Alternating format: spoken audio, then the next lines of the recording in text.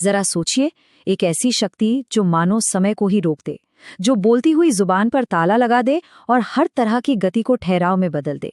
जी हाँ, आज हम एक ऐसी ही रहस्यमयी देवी के बारे में जानेंगे। नाम है बगलामुखी, स्थिरता की देवी। जरा इस शक्तिशाली छवि को देखिए। चारों तरफ एक सुनहरी आभा है और बीच में है देवी। उनके दाहिने हाथ में गदा है जो किसी भी पल वार करने को एकदम तैयार है, और बाएं हाथ से वो एक दुश्मन की जीभ को बाहर खींच रही हैं। देखिए, ये दृश्य सिर्फ एक कहानी नहीं है, ये तो शक्ति, नियंत्रण और हाँ, वाणी को वश में करने का एक बहुत गहरा प्रतीक है। और आज हम इसी को समझने वाले हैं। तो सवाल ये उठता है कि आखिर इस देवी की शक्ति का असली रूप क्या है? क्या ये सिर्फ बाहरी दुश्मनों को हराने की ताकत है, या फिर इसका कोई और कोई गहरा आध्यात्मिक मतलब भी है? चलिए आज इसी रहस्य से पर्दा उठाते हैं। तो देवी बगलामुखी जो हैं, वो 10 महाविद्याओं में से 8वीं महाविद्या हैं। अब ये महाविद्या क्या है? महाविद्या का मतलब है महान विद्या या महान ज्ञान। ये वो दिव्य शक्तियां हैं जो हमें ब्रह्मांड के परम सत्य की तरफ ले जाती हैं। तो ये जो महाविद्याएं हैं वो देवी के 10 बहुत ही खास रूप हैं। और एक बात, ये सिर्फ शांत और सौम्य देवियां नहीं हैं। नहीं, असल में ये अक्सर बहुत ही उग्र, शक्तिशाली और समाज के बनाए बंधनों को चुनौती देने वाली होती हैं। इनका काम है असलियत के गहरे सच को सामने लाना। और इन्हीं 10 महान शक्तियों के बीच बगलामुखी का स्थान है 8वां। ये बात ही उनकी खास और महत्वपूर्ण भूमिका को दिखाती है।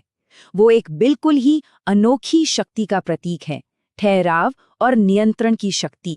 वैसे उन्हें एक और बहुत प्रसिद्ध नाम से जाना जाता है, पीतांबरा देवी। पीतांबर का सीधा सा मतलब है पीले वस्त्र। पीला रंग उनकी पूजा में बहुत अहमियत रखता है। इसे ज्ञान, पवित्रता और शुभता का प्रतीक माना जाता है। तो चलिए अब उनके इस शक्तिशाली रूप के पीछे छिपे प्रतीकों को और भी करीब से समझते हैं, क्योंकि उनके स्वरूप में हर चीज का एक गहरा मतलब है। शास्त्रों में जो वर्णन मिलता है उसके हिसाब से वो अमृत के सागर के बीच एक रत्नों से जड़े मंडप में सोने के सिंहासन पर बैठी हैं। उनके दाहिने हाथ में जो गदा है उसमें किसी भी बुरी शक्ति को कुचलने की ताकत है, और बाएं हाथ में दुश्मन की जीभ। ये सिर्फ किसी बाहरी दुश्मन को चुप कराना नहीं है, इसका गहरा मतलब है हमारे अंदर के बुरे विचारों और कड़वी जुबान को रोकना। और उनके पीले वस्त्र, वो तो उनकी दिव्य आभा को दिखाते ही हैं। और यहीं से हम उनकी सबसे रहस्यमयी और शक्तिशाली क्षमता तक पहुंचते हैं, जिसे कहते हैं स्तंभन। स्तंभन एक ऐसी शक्ति है जो किसी भी चीज को जहां है वहीं पर रोक सकती है, उसे स्थिर कर सकती है। तो स्तंभन का मतलब है किसी भी चलती हुई चीज को एकदम जड़ कर देना, मतलब रोक देना। और ये सिर्फ शरीर की गति को रोकना नहीं है, नहीं, ये शक्ति तो वाणी को खामोश करने और यहाँ तक कि हमारे मन की जो उथल पुथल है उसे भी शांत करने की ताकत रखती है। और सबसे दिलचस्प बात पता है क्या है? ये शक्ति 2 लेवल पे काम करती है। एक तरफ तो लोग हैं जो दुनिया की चुनौतियों के लिए, जैसे कोर्ट केस में जीत के लिए या दुश्मनों से बचने के लिए उनकी पूजा करते हैं। वहीं दूसरी तरफ हैं आध्यात्मिक साधक। वो इस शक्ति का इस्तेमाल अपने अंदर के दुश्मनों से लड़ने के लिए करते हैं, जैसे कि बुरे विचार, बेचैन मन और अंदर की सारी नेगेटिविटी, इन सबको शांत करने के लिए। जैसा कि आज के समय में भी एक आध्यात्मिक फोरम पर किसी ने लिखा है कि ये शक्ति सिर्फ बाहरी दुनिया के लिए नहीं है, इसका असली काम तो हमारे अंदर जो उथल पुथल मची रहती है उसे स्थिर करना है। तो फिर सवाल आता है कि कोई इस शक्ति से जुड़ता कैसे है? चलिए अब जरा संक्षिप्त में उनकी पूजा की विधि को देखते हैं, जिसे साधना कहा जाता है। देखिए, साधना सिर्फ कोई पूजा पाठ नहीं है, ये एक अनुशासित आध्यात्मिक अभ्यास है, एक डिसिप्लिन है। और साधक वो इंसान होता है जो अपने आध्यात्मिक लक्ष्य को पाने के लिए इस रास्ते पर चलता है। तांत्रिक ग्रंथों को देखें तो साधना की प्रक्रिया बहुत ही खास होती है।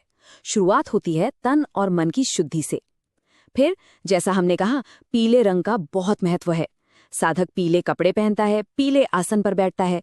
फिर हल्दी की माला से देवी के मंत्रों का जाप किया जाता है, और ये सब एक योग्य गुरु के मार्गदर्शन में ही होता है। और ये बात सबसे जरूरी है कि इस रास्ते पर अकेले नहीं चला जा सकता। जितने भी स्रोत ग्रंथ हैं वो इस बात पर बार बार जोर देते हैं कि ये एक बहुत ही एडवांस्ड प्रैक्टिस है और इसे हमेशा हमेशा एक काबिल गुरु के मार्गदर्शन में ही करना चाहिए। लेकिन एक सच्चे साधक के लिए मंजिल सिर्फ दुनियावी शक्तियां पाना नहीं है। नहीं, असली लक्ष्य तो चेतना के एक बहुत ऊंचे स्तर तक पहुंचना है। मतलब एक समर्पित साधक के लिए लक्ष्य बदल जाता है। अब उसे बाहरी दुश्मनों पर नहीं बल्कि अपने अंदर काबू पाना होता है। इसका मतलब है मन और बुद्धि को एकदम स्थिर करना और आखिरकार मोक्ष पाना, यानी जन्म मृत्यु के इस चक्कर से आज़ादी। मंजिल ये है कि हर काम पूरी जागरूकता के साथ किया जाए, हार और जीत की सोच से भी ऊपर उठकर। और कहते हैं कि जब ये साधना सफल हो जाती है ना, तो साधक की जो बेहोशी है, मतलब जो अचेतन अवस्था है, वो पूरी तरह से खत्म हो जाती है। फिर वो जो कुछ भी करता है, चाहे दुनिया का काम हो या आध्यात्म का, वो उसे पूरे होश और ध्यान में करता है। और ये एक बात इस पूरे विचार को बहुत ही खूबसूरती से सामने रखती है। वह अपने भक्त को सोने नहीं देती, वह उसे बेहोश नहीं होने देती। मतलब देवी की कृपा साधक को हमेशा आध्यात्मिक रूप से जगाए रखती है, उसे अज्ञानता की नींद में वापस फिसलने नहीं देती। तो ये सारी बातें हमें एक आखिरी सवाल पर लाकर छोड़ देती हैं कि हमारा सबसे बड़ा दुश्मन कौन है? वो जो बाहर की दुनिया में है या वो जो हमारे अपने ही मन के अंदर छिपा बैठा है? इस पर विचार जरूर कीजिएगा।